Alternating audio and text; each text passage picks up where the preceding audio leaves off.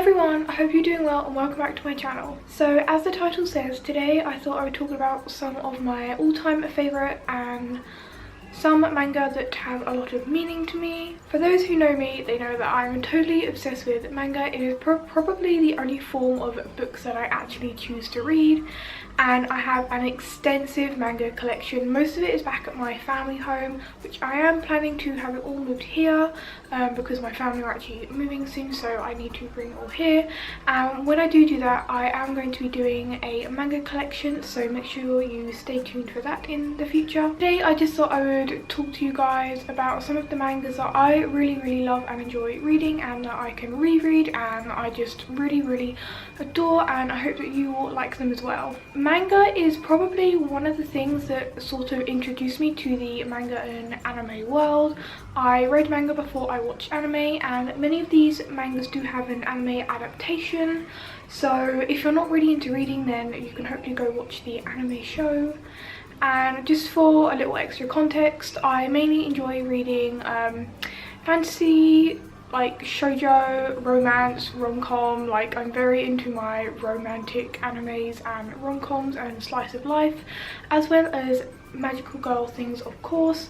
So that is what you'll see mainly feature in this list. And with that being said, let's get started. I thought I'd talk about probably my favourite ever manga / anime in the entire world. If you know me, then you know what I'm about to talk about, and it is Vampire Knight. Now, this manga is very special to me. It's one of the very first mangas I actually read. When I first started to buy manga, I noticed for some reason it was very hard to always find the whole series, and I just was struggling to be able to find the next volumes in stores. So I chose a series that I always saw in every store, and that was Vampire Knight. And I actually grew to absolutely love it, which was pretty good. There are 19 in the whole series. This is actually the last one. As you can see, this was a special edition, and it's golden on the side, but normally they're red instead of golden. And this one actually came with a special little art book, The Last Night, as this was the very last one. And I do have them all. Most of them are back at my family home, but I'm excited to reread them all again soon, because I can't tell you how many times I've reread the whole series. And then just quickly before I tell you about the plot, I also own the official fan book because I'm that much of a fangirl of it. And then also a side story, which is not a manga but just a regular book called Fleeting Dreams came out, and this just features some extra stories of the characters in the manga. This also does have a anime adaptation. There are two series, Vampire Knight and Vampire Knight Guilty, both with 12 episodes in it.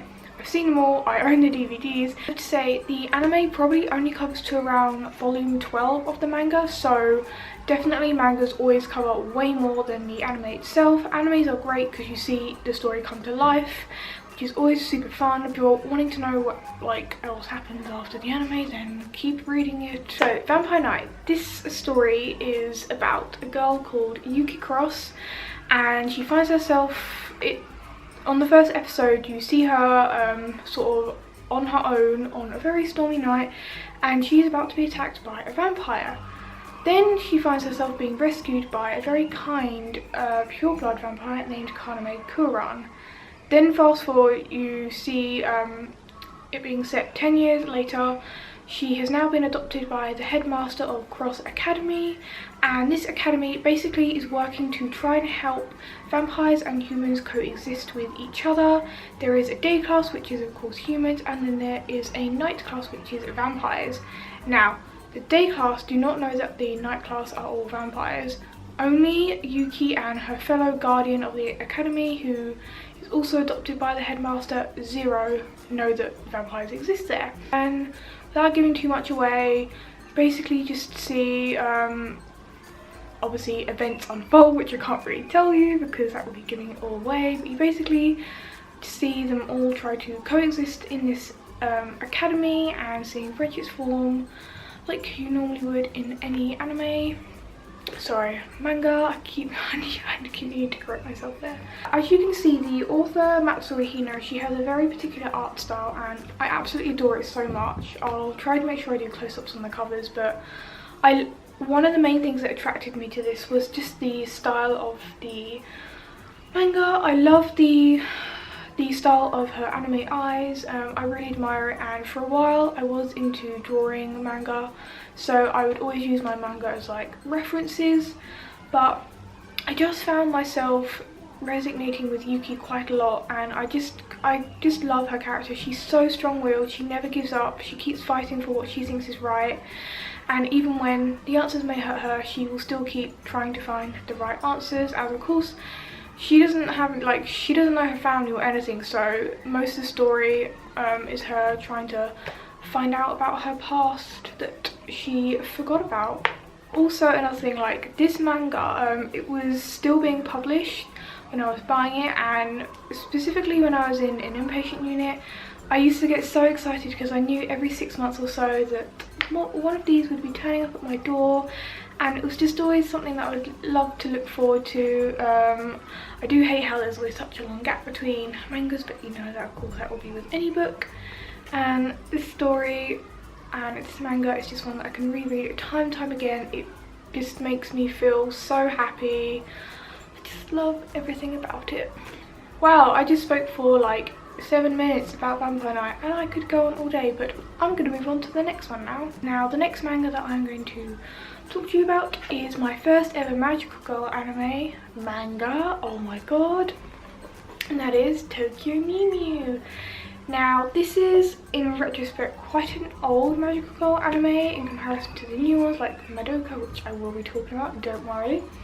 And yeah, this was the very first magical girl anime I kind of got myself into. I did start with the manga. I don't own the whole series, but I do own quite a few. This is just obviously volume 1. I've watched the entire anime series, which has about 52 episodes. Weirdly though, only like 25 dubbed, which is slightly strange, but you know, subs are better than dubs anyway. And this story just starts by a girl named Ichiko.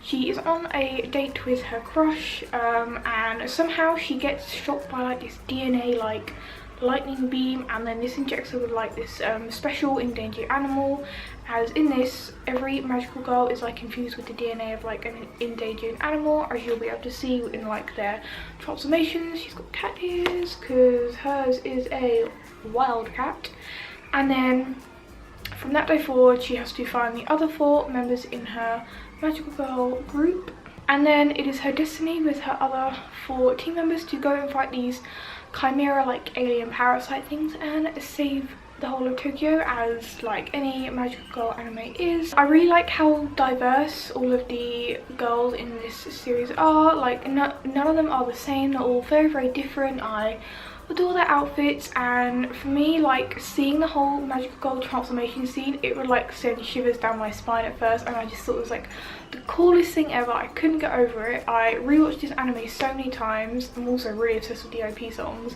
and it was just like really empowering. I was like, yeah, and oh, it's just always so uplifting to watch. And I know a lot of magical girl animes do tend to like have the same sort of base plot line, but I just love how happy they are and how determined all the girls are, and it's just really nice seeing how strong their friendships are, how they'll do anything for each other. So yeah, if you're wanting like to read a manga that is just gonna help bring a smile to your face, then I would always recommend Tokyo Mew Mew. Next is a romance manga that I really, really love. I actually started off by watching the anime, which is 12 episodes long, and then I discovered that of course there is a manga, so I've been trying to collect that for the past few months, and that is Say I Love You. This anime has been very, very highly rated amongst the romance animes, and a lot of my friends love it. And yeah, this is like volumes 2, 3, 4. I'm finding it really hard to find the rest of them in Waterstones for some reason. I do have one that is not here, I couldn't find it, so it must be at home. But this just follows the story of Mei Tachibana, and at high school she has always been very quiet and sort of withdrawn from the social side of things. She's very shy and she's never really attracted the attention of any boys. That is, one day in high school she attracts the attention of a very, very popular high school student, Yamato, and he takes a liking to her, and at first she can't really believe that boy actually likes her, and of course she's not been in a relationship, so it's all very new to her. She's very, very shy, But during this story you see their relationship blossom, you see her open up and become a lot more, not a different person, but you just see her grow a lot more into herself, and it's just a really beautiful love story.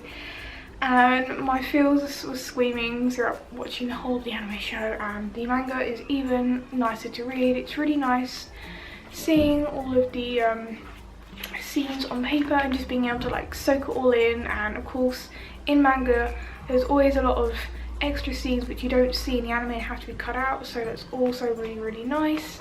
And of course the artwork, I really love the art style of this, and it's just like, it is so totally cute. And oh, I can't wait to get more of the manga and like read past where the anime stopped. And another magical girl anime I adore is of course Madoka Magica. This was probably like the second magical girl anime I got into. This is just the like first one, as if you all know there's a lot of spin-offs. I mean, there are so many spin-off mangas. I have not been able to collect them all because I can't even keep up with them. But this is obviously the main series. This is volume 3. I do obviously have the first 2. Yeah, there's only 3 mangas, which is seems a bit short, but it's pretty well done. And there's 12 anime episodes, so I recommend you read the manga then watch the anime, because the manga is like, I always think mangas are way better. And then just before I talk about the plot, some of the spin-offs, they've just come out with the movie manga adaptation, which I think is really cool. This is only volume 1, hoping to get some more of these. And then another one has come out called Madoka Magica Homaru's Revenge, which I'm also hoping to continue collecting. So even past the main story there's a lot of like spin-offs, so the story does not end, which is really good to know. It starts off by a middle high schooler called Madoka and her friend Sayaka, and they after school one day they encounter this very strange cat-like creature called Cube, and it offers them a contract to become a magical girl. And with this contract, it basically means you can have any wish granted, but in return you must become a magical girl and fight these witches in these kind of like what's the word, like parallel dimensional worlds. However, they don't realise how dark and twisted this world really is, and this is actually like more a dark horror style magical girl manga. So if you are looking for something a bit different than just your standard magical girl manga, then this is definitely for you. I really loved how different this was. It is on the darker side of course, and it was just a really like refreshing to read. And I have to say, I have never like felt more like the friendship bonds in this go like above and beyond, and the plot line is it's just so well thought of. Like the plot twists, like it just blew my mind. I really don't want to give anything away. Trust me, if you're a magical girl fanatic like me and you've not read this, you just need to, trust me. Like it's just incredible. As well as the like, this is the third one, so this is going to give a lot away stuff if I like flick through it. The battle scenes in this, they're so well drawn, it's incredible. And it's just like manga porn for you. I just really adore it. I really love the front cover of this one. I always put this on my Instagram because I think it is so pretty. I really want to cosplay Madoka. I just love her personality. I think she's a lot like me. And yeah, for any magical girl fanatics, then you will love this. And now I just want to give a couple of like honourable mentions. The first one being to the first ever manga I ever read, and that is this one called Animal Academy. I don't know if any of you guys would have actually heard of this one, as it is not like talked about at all. And apart from the first 2 volumes, I've not ever been able to find the other 2 in shops. But this was the first ever manga I picked up in Waterstone, specifically like, I'm not gonna lie, it was called like Animal Academy, so that's what really drew me to it. And this is about Foon and friends are settling into their classes of dorm life, but there are plenty of surprises in store as Foon learns more about the strange schools as well as some of its more mysterious students, as some of them can actually transform into animals. It's been a while since I've read this, but I remember it just being really a cute high school thing, and it was a really great introduction to the manga world. And I do really hope that I can somehow find the rest of these and read the whole series. And finally, I'm just gonna mention a manga that I picked up the other week, and I'm really excited to read the rest of the series when it comes out. And this one is called Bloom Into You. Yes, this is a Yuri and yes, this is a Yuri manga, and if you don't know what that means, that is basically girl on girl love as opposed to BL, which is boy on boy love. And I never really used to be into this kind of stuff, but since watching Yuri on Ice, not gonna lie, it's converted me like hell, and I just find it really, really cute, and I just love like the intimate scenes. It's just really, really sweet, and I really liked the colours on just the art style on the front. I really like the more sort of subdued colours. I thought it was really pretty. This is about a girl called Yu who has always enjoyed shoujo manga, and she's always really looked up to and romanticised about the idea of romance. However, she's yet to find anybody who she's really thought she'd been in love with. Then she becomes friends with the student council president, and she starts to form a bond with her. And actually, the student council president, that is you, confesses to her, and obviously I'm yet to find out what does happen between them, but I'm very excited to find out, so I can't wait for the next one of this to be published. If you have any manga suggestions for me, then please tell me in the comments. I would love, love, love to read some new manga, as it is something I've been into for a big period of my life now, so I'm always open to new suggestions. If you did enjoy this, don't forget to give it a like before you go and to subscribe. I hope you all have a wonderful day, and I will see you all next time. Bye guys.